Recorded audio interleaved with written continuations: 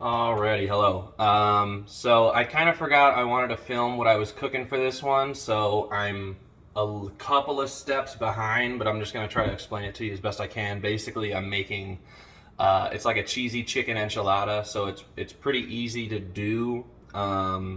There's just some kind of preparation steps with making the chicken, and then the assembly is really the hardest part. And then you just kind of throw it in the oven. So it's pretty easy. You can kind of make it ahead of time and put it in the refrigerator. Maybe freeze it if you want for a couple days, and then pull it out when you're busy. So pretty much the first step that I kind of forgot to show you was just making the shredded chicken, and that's really pretty simple. You're just gonna want to season as much chicken as you're making. I did kind of 6 thin cut chicken breasts, and just season them with taco seasoning. And then you're gonna throw them into a kind of medium heat oiled skillet like this with the high walls. Just something with enough room that you're gonna be able to then add sauce to the chicken and then put a lid on, because we're essentially gonna be kind of simmering, braising the chicken so that it's super easy to pull out and shred after that.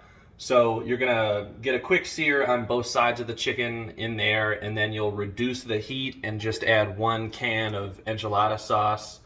You don't need to go making your own. I mean, out of the can is fine. I mean, I don't know, if you're really trying to be ambitious, you can, but this one's good enough and it's easy.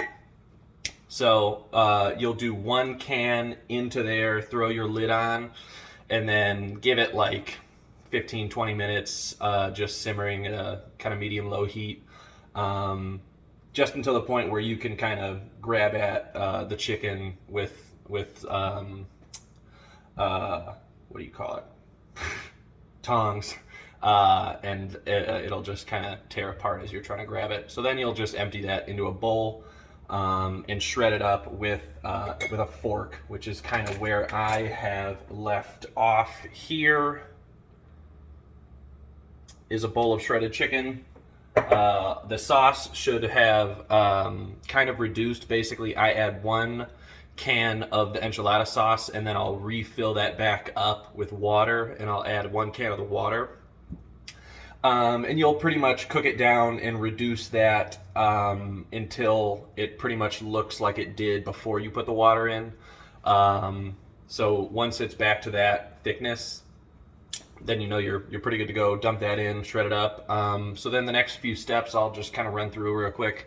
I'm gonna cut up green onion, cilantro, some red onion, jalapeno, and then we're gonna put some taco cheese and sour cream into the bowl, and then mix that all up. And then I'm just gonna set that aside to cool until I'm ready to roll the enchiladas. So I'll record a few of the steps while I'm doing that, and then that'll be where we leave off. So here is my just 1 de-seeded, finely diced jalapeno. So I'm going to throw that into the bowl and then start cutting my cilantro. Here's my cut up cilantro.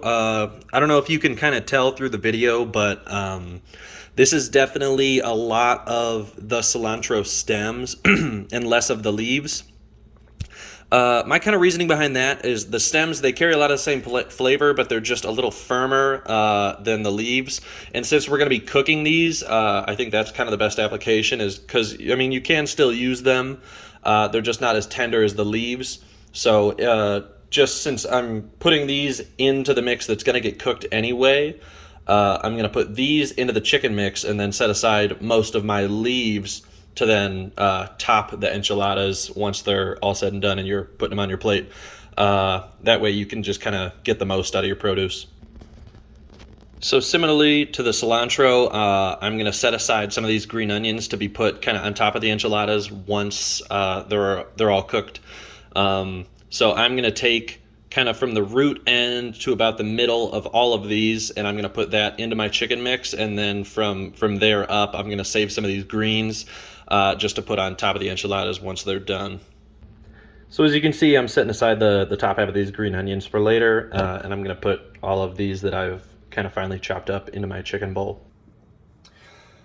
Okay, so just kind of finish that off. I added probably somewhere between 1/4 and 1/2 cup of shredded taco cheese, just like, I don't know, like a decent palm full, and then probably like 2 or 3 tablespoons of sour cream, and now I'm just gonna mix that all up, just make it homogeneous. All right, I'm filling in for Zach here, so we're gonna fill the tortillas and roll them all up. I have a Pyrex pan here I've sprayed with cooking spray so it doesn't stick. The oven is preheated to 425 or 450 depending on what your oven is. So we're going to roll these up here and put the folded side down so it'll stay closed. We use the smaller taco size corn tortillas for these. Just kind of line them up. I did microwave the tortillas for about a minute just to keep them soft, because as you're working with them they tend to crack a little bit. So you can put as much or as little filling in as you want, and we'll probably fill this whole pan and come back for the next step. The square. Okay, so we got the Pyrex pan filled. All the taco shells have been rolled with the filling, with the seam on the bottom. So I'm going to pop it in a hot oven. Ours is at 425. We're going to put it uncovered for about 15 minutes to let the tortillas get crisp, because then we're going to bring it out and we're going to cover it with sauce and cheese. So we want them to firm up a little bit so it's not super soggy. So it's going to go in a hot oven at 425 for about 15 minutes now. Okay, so we just took them out of the oven. So the shells are pretty crispy now. Been in there for about 15 or 20 minutes. You want the meat to get heated all the way through. Now we're going to sauce them. So it's the same sauce that Zach used on the filling. Usually we can find this in a bigger can, and one can probably do everything. The inside, and then the covering or the topping as well. That's probably good for the sauce, and then we'll put the cheese on now. We're using a taco blend cheese. You can use whatever you like though. This has just an additional extra taco flavoring to it. It works out nice for dishes like this.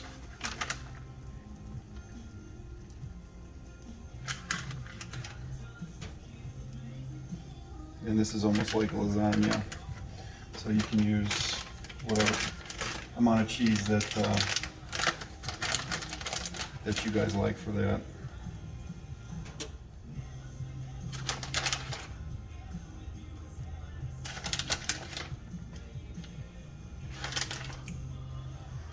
All right, that's pretty much ready to go back in. So we're going to put it, you can cover it if you want to.